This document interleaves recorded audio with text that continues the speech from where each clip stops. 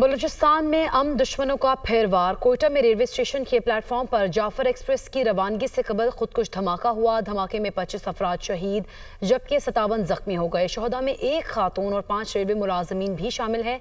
Civil अस्पताल कोयटा में emergency नाफिज कर दी गई है। बड़ी तादाद में मुसाफिर प्लेटफॉर्म पर मौजूद हैं। इसी सारे सूरत हाल पर हम बात करेंगे। चेयरमैन इस्लामी नजरियाती काउंसिल मौलाना रागिब नईमी साहब हमारे साथ मौजूद हैं। बहुत शुक्रिया मौलाना साहब आपके कीमती वक्त का। जिस तरह से ये वाक़या पेश आया और खुदकुश हमला आवर ने खुदकुश जैकेट पहनकर खुद को उड़ा दिया है, आप इस को किस तरह से देखते हैं मामले को? क्योंकि हमने कल ही देखा कि पॉलिटिकल साइंस का स्टूडेंट था, स्कॉलरशिप होल्डर था, उस बच्चे की भी ब्रेन वॉशिंग की गई और उसको वरगला कर इस तरह के कामों के लिए लेके जाया जा रहा था। तो हम लोगों को अगर हम देखें एज अ नेशन, हम लोगों को किस तरह का पैगाम अपने नौजवानों को देना होगा इस सूरत हाल में? बिस्मिल्लाहिर्रहमानिर्रहीम, इन्ना लिल्लाहि व इन्ना इलैहि राजिऊन। जितने भी शुहदा हैं उनकी फैमिलीज के साथ सबसे पहले इज़हार ताज़ियत करते हैं। अल्लाह ताला इन शुहदा को अपने ज़बार रहमत में जगह अता करे और इनकी फैमिलीज को इस अंदोनाक हादसे के ऊपर सब्र जमील अता करे और उन्हें बर्दाश्त करने की तौफीक अता फरमाए। पाकिस्तान में दहशतगर्दी के फ़रेब पे काबू पा लिया गया, लेकिन चंद गलत पॉलिसियों की वजह से जो माजी में अख्तियार की गई, आज हम फिर दोबारा इन दहशतगर्द अनासिर को पनपता हुआ देख रहे हैं। और ख़ास तौर पे बलूचिस्तान के हालात और मामलात हमारे सामने हैं, जिसमें शिद्दत के साथ इस बात का एहसास दोबारा से बेदार हो रहा है कि इस अफरेद को जल्द अज जल्द से ख़त्म करने की ज़रूरत है। हमारी सिक्योरिटी एजेंसीज, अदारे, अफवाज पाकिस्तान इन तमाम मामलात के अंदर बड़े चौकस और चाकोजुबान हैं और हम ये समझते हैं कि उन्हें मौका मिलना चाहिए। तो यकीनी तौर पे इस अफरेद के ऊपर बहुत जल्दी काबू पा लिया जाएगा। इस तरह के वाक़यात माजी में भी होते रहे हैं। पाकिस्तान को डिस्टेबलाइज करने की बात की जा रही है। ये शिद्दत पसंद अनासिर जो गिनती में चंद हैं, लेकिन इन्होंने पूरे के पूरे बलूचिस्तान को यरगमल बनाया हुआ है और नौजवानों को, उनके अजहान को मुल्क के खिलाफ किया हुआ है। हम ये समझते हैं कि जो नौजवान इनके साथ मिले हुए हैं, दहशतगर्दों के साथ जुड़े हुए हैं, उन्हें दोबारा मेन स्ट्रीम में आना चाहिए। उन्हें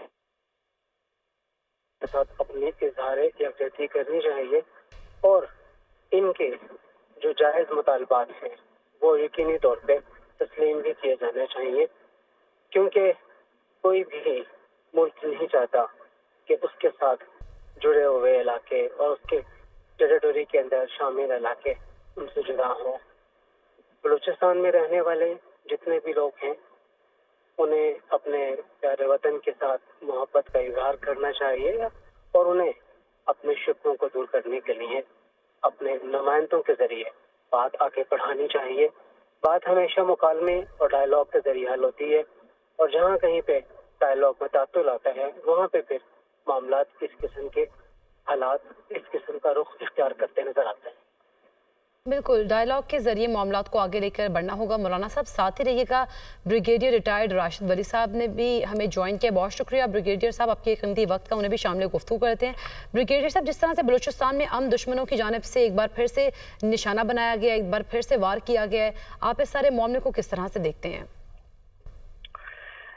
जी, अगर सिक्योरिटी के लेंस से देखा जाए लॉन्ग, तो ये बड़ी सीरियस डेवलपमेंट्स हैं और ये सबको मालूम है कि ये जो है इस वक्त कुछ आलमी जो कुव्वतें हैं उनके क्रॉस एयर में है और वो नहीं चाहते कि यहाँ पे डेवलपमेंट हो और ये डिस्टेबलाइज रहे।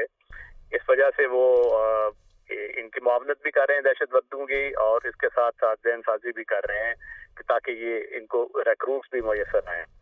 अब बदकिस्मती से इस वक्त जो सिमत का तयन है वो करना बहुत ज़रूरी था और इस चीज़ को प्रायोरिटी 1 लेकर सिक्योरिटी जो सिचुएशन है इसको इसका priority top national security priority इस तरफ होनी चाहिए।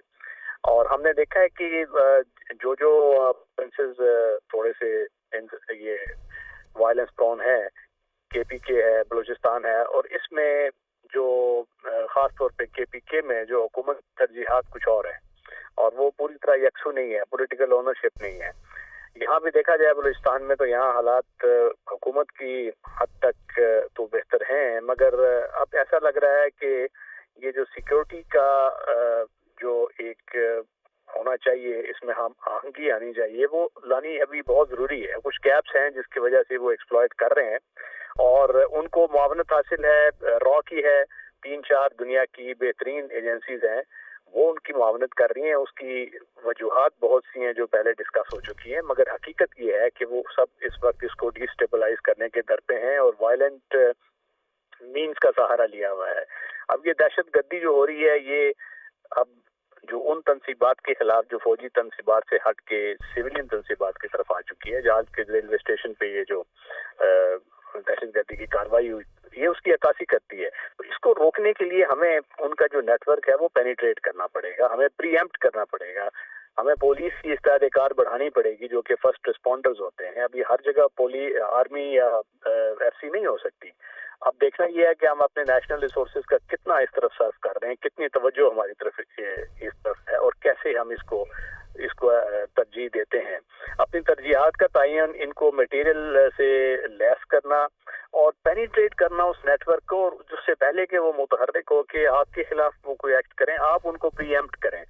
तो ये बहुत ज़रूरी है और हमें कुछ सेंस एक अकाउंटेबिलिटी का भी निज़ाम बनाना चाहिए कि अगर ये सिक्योरिटी की लेयर्स फेल हो रही हैं तो ये कौन इसका जिम्मेवार है, किसको रिस्पॉन्सिबल किया जाए। और लेयर्ड रिस्पॉन्सिबिलिटी का कॉन्सेप्ट होना चाहिए जिसमें पुलिस होनी चाहिए जो कि उसका पहला जो हिसार हो, उसके बाद एफसी है, उसके बाद आर्मी को रिजर्व में होकर काम करना चाहिए। यकीनी तौर पर अकाउंटेबिलिटी होनी चाहिए कि कहाँ पर मसाइल आ रहे हैं और क्यों करा रहे हैं। बहुत शुक्रिया ब्रिगेडियर रिटायर्ड राशिद वली साहब। मौलाना रागिब नईमी साहब हमारे साथ मौजूद थे।